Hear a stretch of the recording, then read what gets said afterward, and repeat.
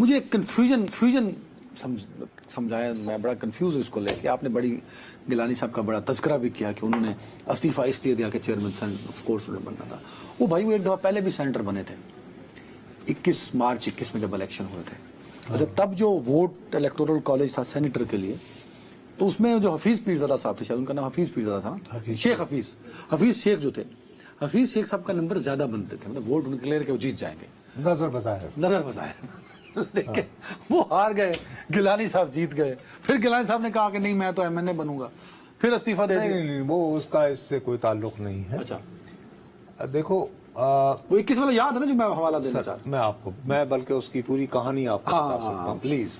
یوسف رضا گیلانی صاحب جو ہیں وہ سچی بات ہے کہ 2013 سے ہی عملاً وہ سیاست سے کنارہ کشی اختیار کر رہے تھے. وجہ اس کی یاد ہوگا کہ 2013 کے الیکشن میں آپ کو یاد ہوگا کہ ان کے فرزند کو اٹھا لیا گیا تھا پولنگ کے، وہ میرے خیال میں کمپینز وغیرہ کے اس میں تھے، پولنگ ڈے سے پہلے کی بات یاد ہے نا آپ کو.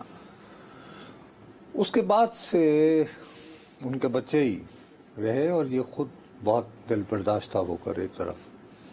ٹھیک. دوسرا یہ بھی ہے کہ وہ یہ محسوس کرتے تھے کہ میں نے بطور وزیر اعظم اپنی جماعت یعنی پیپلز پارٹی سے زیادہ حزب مخالف کے لوگوں کو ایڈجسٹ کرنے کی کوشش کی. یعنی ان کے پاس ایک بھائی ابھی تک میں نے جب سے اسمبلی دیکھ رہا ہوں محمد خان جنیجو صاحب کے علاوہ، میں ایگزیکٹ اگر کمپیوٹر ہو تو شاید میں نکال کے کبھی اسٹڈی کر سکوں، سب سے زیادہ پرسنل اٹینڈنس جو ہے قومی اسمبلی کے اجلاسوں میں وہ گیلانی صاحب. ٹھیک ہے یہ ٹھیک ہے. اور یہ آؤٹ آف دا وے جا کر جو ہے اپوزیشن کے لوگوں سے بھی ملتے تھے. ان کو بہت دکھ ہوا کہ جب ان کو افتخار چودھری نے کہا کہ اس طرح جاؤ کہ جیسے یعنی ملازم کو نکالا کرتے ہیں. اور ان کو پھر یہ ہے کہ بیچاروں پہ یہ ظلم ہوا کہ انہوں نے ایک مرتبہ یہ کہہ دیا کہ بھی اسامہ بن لادن کون سا ویزا لے کر آیا تھا. تو ایسے واقعات ہو جاتے ہیں، میں کیا کروں. چلو ایک بات پر دستہ وہ سوچا کہ یہ یعنی معافی نہیں ہو رہی. اور اس حد تک کہ آدمی جو ہے انہیں توہین عدالت کا کر کے فارغ کر دیا، اپنے نا اہل بھی کر دیا. اس کے بعد ان کا بچہ اگر کیمپین میں ہے اٹھا لیا گیا تو بندے کا دل برداشت ہو گئے تھے. اچھا اب لطیفہ یہ ہے کہ جب مارچ آئی نا 2021، یاد رہے کہ شہباز حکومت اپریل 2022 میں آئی ہے. اپریل 2022 ٹھیک کہہ رہے ہیں آپ. ان کے صاحبزادوں میں سے ایک، ان کا میں نام نہیں لینا چاہتا، وہ انٹرسٹڈ تھے کہ اس وقت آپ کو پتا ہے کہ یعنی جنوری 2021 سے تحریک انصاف کی صفوں میں بغاوت پھوٹنا شروع ہو گئی. 22 سے اچھا 21 ہاں سینٹ الیکشن سے پہلے ہی. اچھا سینٹ الیکشن سے پہلے ہی لوگ کہتے ہیں جی ہم تو حلقوں میں نہیں جا سکتے، کیونکہ یاد رہے کہ آئی ایم ایف سے معاہدہ ہو چکا تھا. اس کی وجہ سے جو آئی ایم ایف کے معاہدوں کے ساتھ ہوتا ہے، جو بعد میں شہباز شریف صاحب کے ساتھ ہوا، وہ عمران حکومت کے ساتھ ہونا شروع ہو گیا تھا. ٹھیک ہے. تو ان کے ایک بیٹے جو ہیں ان کی بہت فرینکنس ہے، بہت قربت تھی، اب پتہ نہیں ہے یا نہیں، وہ اسلام آباد کے مصطفیٰ نواز کھوکھر. ہاں تو مصطفیٰ نواز کھوکھر جو ہیں وہ کسی محفل میں تھے جہاں میں بھی موجود تھا. ٹھیک. وہاں پہ ایک اور صاحب بھی موجود تھے جو کل سینیٹر کے طور پر حلف بھی لیں گے. اچھا کل لیں گے، اس سے پہلے بھی رہ چکے ہیں، بہرحال میں ان کا نام لے لینا چاہتا ہوں. تو مصطفیٰ نواز کھوکھر جو ہیں وہ مجھے اپنے والد حاجی نواز کھوکھر مرحوم کے رشتے کی وجہ سے ہمیشہ نصرت انکل پکارتے ہیں، کبھی نصرت صاحب نہیں کہتے. تو وہ بیٹھے ہوئے تھے ہماری محفل میں، انہیں فون آیا اور وہ تھوڑی دیر کے لیے چلے گئے.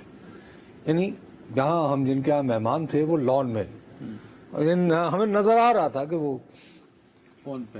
تو آئے تو میں نے کہا کہ بھتیجا صاحب یہ کیا لمبی چوڑی بات ہو رہی تھی. خیر انہوں نے یہ کہا کہ جی وہ گیلانی صاحب کے جن فرزند کا ذکر کیا، انہوں نے کہا کہ وہ یہ کہہ رہے تھے کہ یار اگر میں کھڑا ہو جاؤں ایز اے سینیٹر پنجاب سے تو ہمیں لوگ کہہ رہے ہیں کہ بھئی ہم آپ کو ووٹ دیں گے، تحریک انصاف کے لوگ بھی، تو تمہارا کیا مشورہ ہے. کہتے ہیں کہ انکل میں ان کے ساتھ یہ بحث کر رہا تھا کہ اگر واقعی کوئی پولیٹیکل ہلچل کرنا چاہتے ہو تو ایسا کرو کہ you should convince your father کہ وہ چھوڑے اب اپنی جو وہ بچلا وطنی سیاست سے اختیار کر رکھی ہے، وہ کھڑے ہوں. اچھا اوکے. اور بہت اس وقت جو یہاں پہ جو ماحول بن رہا ہے قومی اسمبلی میں، ہوش اڑ جائیں گے سب کے. تو مجھے کہنے لگے کہ انکل میں ٹھیک کہہ رہا ہوں. میں ان دنوں ظاہر ٹی وی پر تو بین تھا، لیکن میں وہ ویو فرام دا گیلری لکھ رہا تھا، یہ وہ اسمبلی یعنی میں روز جا رہا تھا. میں نے کہا ہاں یار یہ بات تو صحیح ہے. میں نے کہا اگر انہوں نے ایسے کیا تو اتنی ہی بڑی شاکنگ سرپرائز ہوگی جیسے سید فخر امام اسپیکر نیشنل اسمبلی ہوئے تھے. اور وہی ہوا. اچھا ایکچولی راضی گیلانی وہاں صاحب پر کے بچوں نے کیا نواز صاحب کے مصطفیٰ نواز کے کہنے پہ. مصطفیٰ نواز کھوکھر صاحب ویری رائٹ. نے کی رول ادا کیا. اچھا وہ یہ ہوا کہ الیکشن ہوا اور وہ جیت گئے. اچھا لطیفہ یہ ہے کہ جب میں نے یہ خبر دی کہ شاید یوسف رضا گیلانی جو ہے طویل سیاست سے کنارہ کشی چھوڑ کر تو سینٹ کا ایک سیٹ کے لیے قومی اسمبلی سے جو اسلام آباد سے خالی ہو رہی ہے اس کا الیکشن لڑیں گے، گیلانی صاحب کے گھر سے ہی اس کی تردید یعنی کو ٹیلی فون پہ آنا شروع ہو گئی، کیونکہ ابھی تک یہ فیصلہ نہیں ہوا تھا. ظاہر ہے گیلانی صاحب نے بھی اپنا مائنڈنگ میک اپ کیا ہوا تھا. اور گیلانی صاحب جو ہیں وہ الیکشن سے بھی 3-4 دن پہلے تک ہچکچاتے رہے. تو بچوں نے کہا کہ نہیں اور ٹھیک ہے. نہیں بچوں نے نہیں، پھر اس کے بعد ظاہر ہے کہ آصف صاحب نے بھی کہا. Of course، پھر تو engagement ہو گئی اور کہ پھر ہاں یہ یہ کہ کرتے مین وائل ایک اور صاحب جو یہاں بیٹھے ہوئے جو وہاں بیٹھے ہوئے تھے اور کل وہ حلف لیں گے سینیٹر کا، انہوں نے کہا کہ میں میاں صاحب سے بات کروں گا اور مسلم لیگ حمایت کرے گی. وہ ہو گئے. اب جب وہ الیکٹ ہو گئے تو اس بات کو عمران صاحب تو یہ ماننے کو تیار ہی نہیں ہوئے کہ یہ ایک اچانک فیصلہ ہوا اور یہ مصطفیٰ نواز کھوکھر کے ذہن میں ایک برین ویو آئی اور وہ چلتی اس انجام تک پہنچی. انہوں نے اس کو انٹرپریٹ کیا کہ باجوہ صاحب نے ان کی ٹانگ کھینچی.